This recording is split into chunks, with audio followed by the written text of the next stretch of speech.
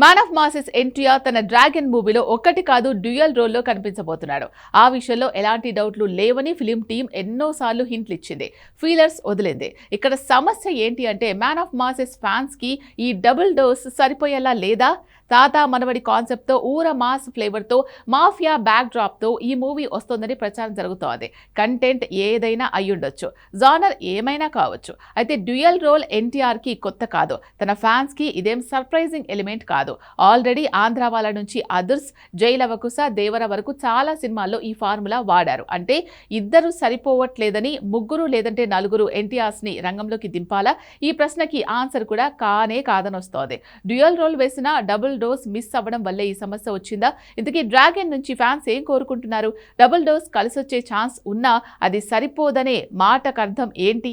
Have a look.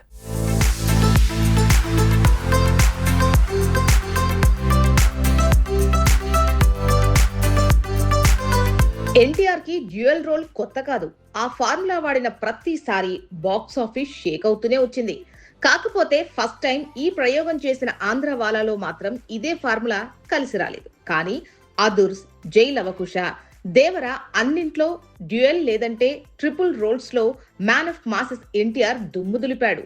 ఇప్పుడు dragon వంతొచ్చింది కాబట్టి dragon లో డ్యూయల్ రోల్ అంటే 5వ సారి దుమ్ము దులిపేస్తాడు అనే అంచనాలే కనిపిస్తున్నాయి.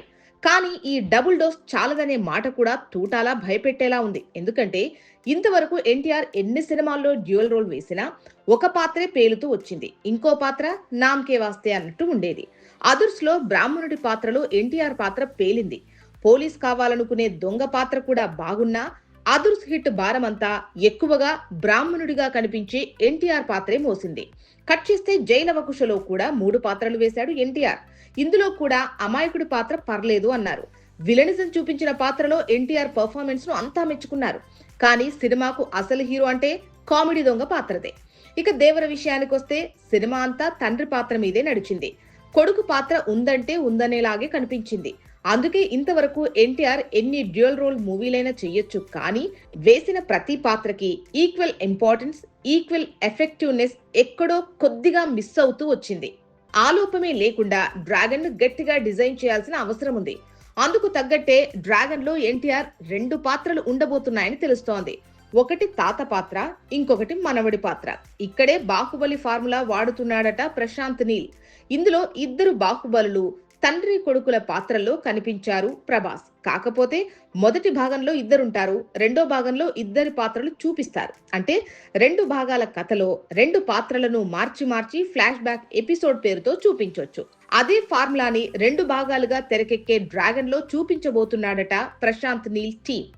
వాళ్ళు కూడా డబుల్ డోస్ విషయంలో లైట్ తీసుకోకూడదు అనే ఇలా జాగ్రత్త పెంచుకుంటున్నారని తెలుస్తోంది.